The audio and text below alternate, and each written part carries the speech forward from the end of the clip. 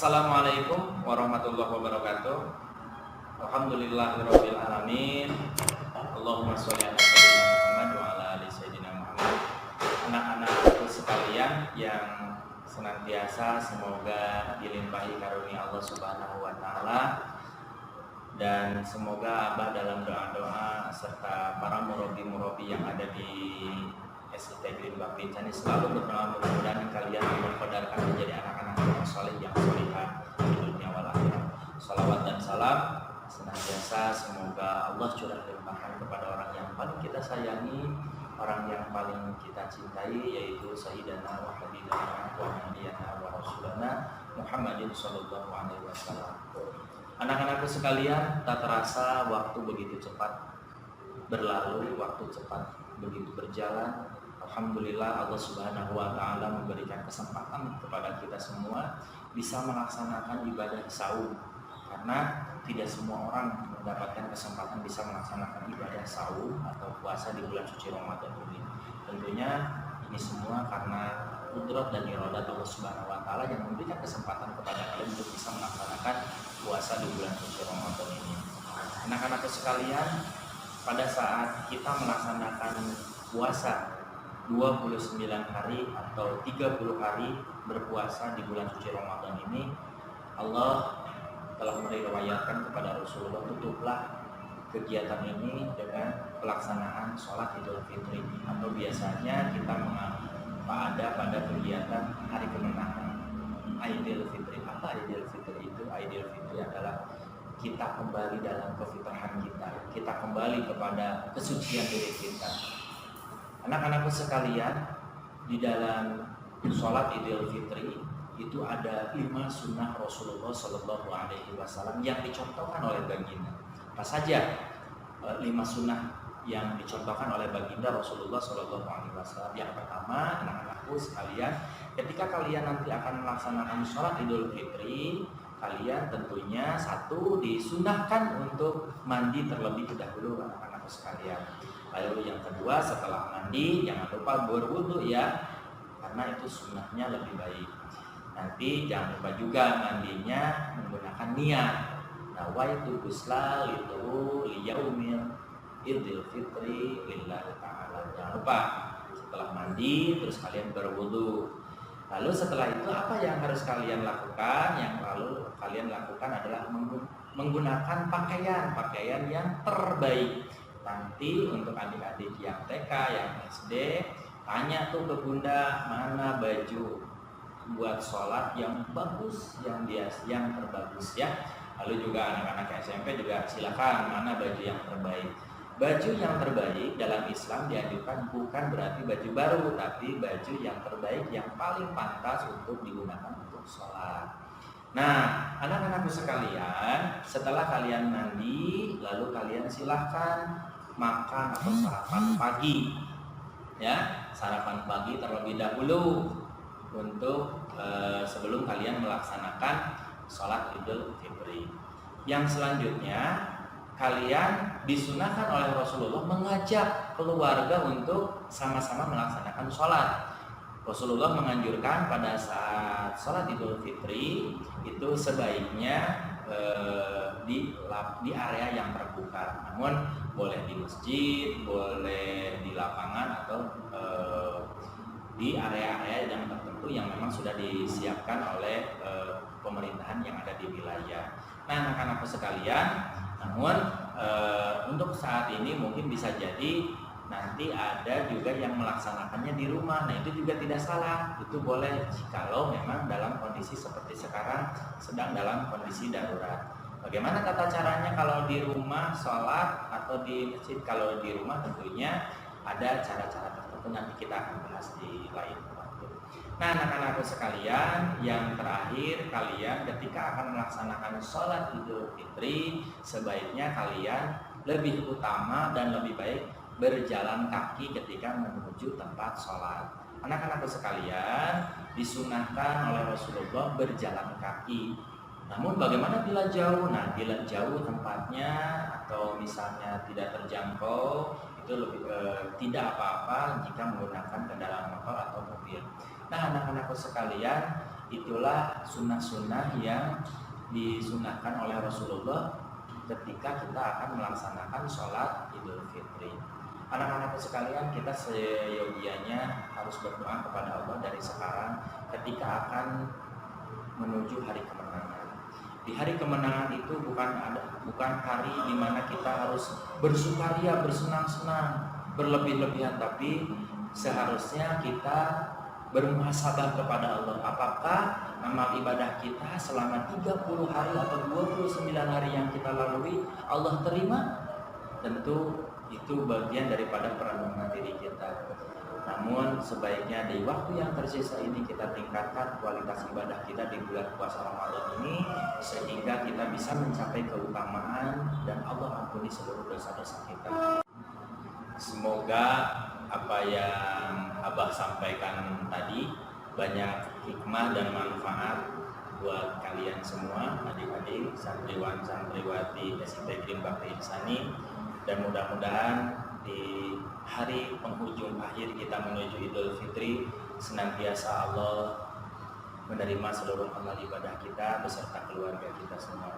Dan Abah berpesan semoga anak-anak sekalian ketika menuju hari raya kemenangan, tentunya kalian harus menjadi anak-anak yang jauh lebih baik, bukan mengulangi hal-hal yang buruk pada masa sebelumnya. Anak-anakku sekalian, semoga manfaat dan barokah. Abah atas nama pribadi, lembaga dan institusi SIT Green Bakti Insani mohon maaf lahir batin, mohon maaf banyak kekurangan pada saat memimpin kalian. Kiranya di menjelang hari raya Idul Fitri Allah Subhanahu wa taala mengampuni seluruh kehilafan dan dosa-dosa kita semua.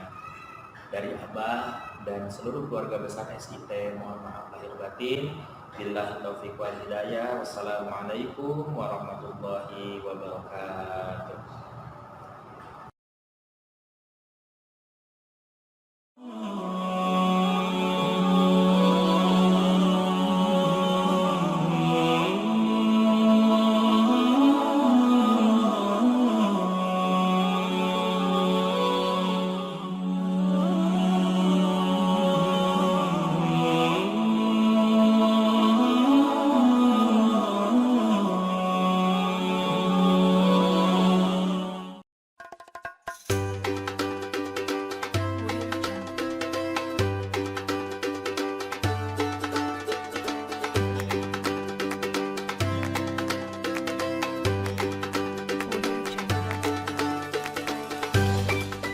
Assalamualaikum warahmatullahi wabarakatuh. Kembali lagi sama Teh Elis. Di sini Teteh mau melakukan hal yang sama ya dari kemarin. Nah, Teteh di sini mau mengadakan ice breaking. Maksudnya apa Teh? Supaya kalian tuh gak terlalu stres dengan materi-materi yang selalu materi. Siap ya? Nah, nanti Teteh mau nanya dulu nih. Pernah gak sih kalian itu ngerasa, kok saya belajar lama-lama tapi gak pernah paham? Pernah gak sih kalian mikir, saya udah ngapalin berjam-jam tapi saya nggak hafal-hafal? Pernah? Ada yang pernah mengalami hal itu? Barangkali cara belajar kalian masih belum tepat nih. Nah, di sini Teteh bakal bantu kalian untuk mengetahui kalian itu tipe belajar yang mana nih? Apakah tipe visual, ataukah tipe audio, ataukah tipe kinestetis? Nah, caranya kalian cukup dengan menjawab pertanyaan yang Teteh kasih dan kalian jawab dengan kejujuran kalian. Dan kalau misal kalian takut jawabannya lupa, kalian bisa siapkan pensil untuk menulis jawaban kalian. Siap ya? Untuk soal yang pertama, ketika kalian berbicara, bagaimanakah tempo saat kalian berbicara? Yang A, cepat, yang B, sedang, dan yang C, lambat.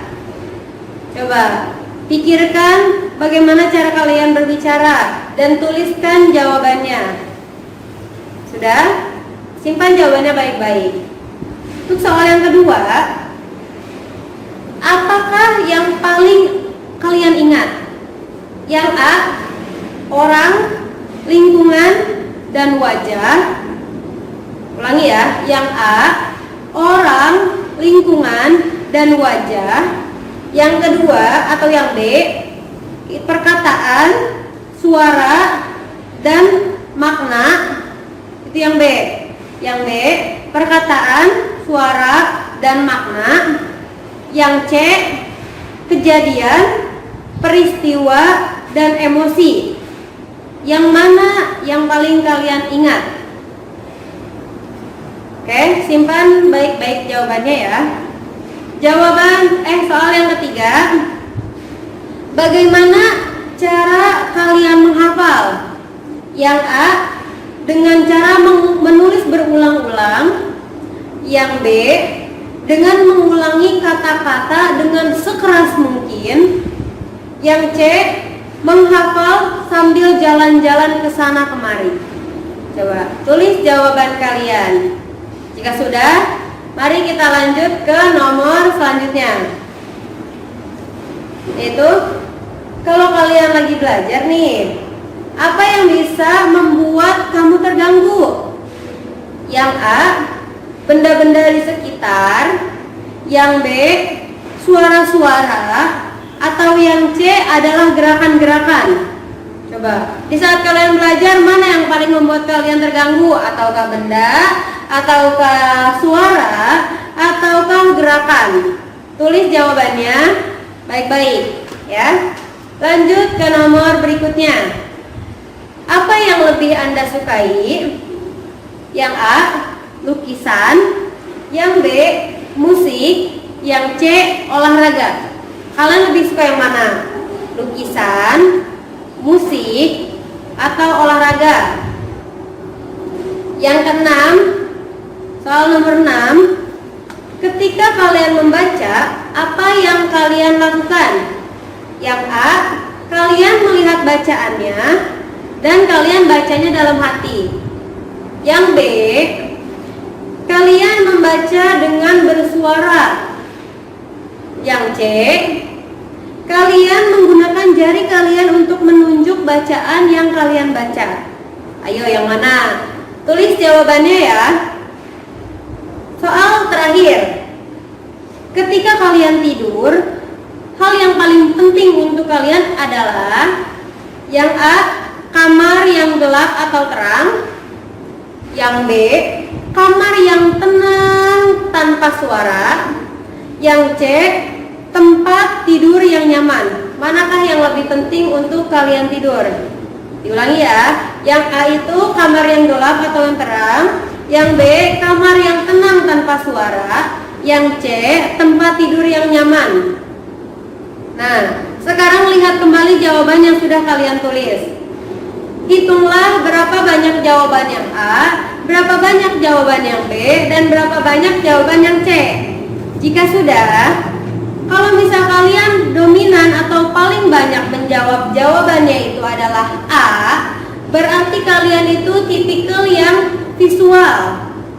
Namun jika kalian banyak jawaban kalian yang B, berarti kalian itu auditory. Nah, kalau misalnya kalian banyak memilih jawaban yang C, berarti kalian itu kinestetis. Nah, sekarang bagaimana cara belajar untuk masing-masing tipe? Nah, di sini Tete udah punya rangkumannya. Jadi kalau misalnya orang yang visual itu, dia bakalan lebih mudah menerima materi dengan cara dia melihat.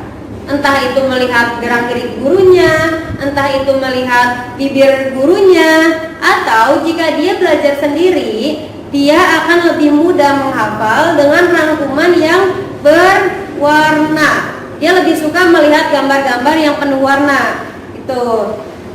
Terus kalau misalnya kalian belajar dengan cara tipikal yang auditory, berarti kalian itu cara belajarnya lebih banyak dengan menggunakan pendengaran. Nah, bagaimana cara belajarnya? Ketika kalian menghafal, kalian bisa menggunakan rekaman kalian sendiri, atau kalian bisa mendengarkan teman kalian menjelaskan apa yang ingin kalian pelajari. Itu akan lebih memudahkan tipikal auditory untuk menghafal sesuatu. Nah, untuk yang kinestetis ini adalah tipe cara belajar yang dia lebih senang sambil praktik. Gitu. Jadi kalau misalnya tipikal yang kinestetis itu, ketika dia belajar, dia harus langsung mempraktikannya. Atau dia ketika menghafal, dia lebih senang jalan-jalan supaya dia lebih mudah menghafal. Nah, cara belajarnya berarti dia harus mau untuk berpraktikum, dia mencari hal baru, kayak gitu. Nah, ini adalah sedikit dari cara mengetahui kalian adalah tipe yang mana dalam gaya belajar. Nah, jika kalian sudah mengetahui kalian tipe belajar yang mana nih, kalau kalian udah tahu, kalian bisa mengembangkan hal tersebut dan supaya kalian bisa mendapatkan hasil belajar yang optimal, gitu ya. Nah, tapi tes ini hanya sebagian kecil. Jika kalian ingin mengetahui lebih dalam lagi, kalian bisa mencari referensi dari internet, dari buku-buku, itu ya. Karena cara belajar itu sangat mempengaruhi hasil dari apa yang kalian pelajari. Itu ya. Mungkin cukup sekian dari Teteh, kurang lebihnya mohon maaf. Wassalamualaikum warahmatullahi wabarakatuh.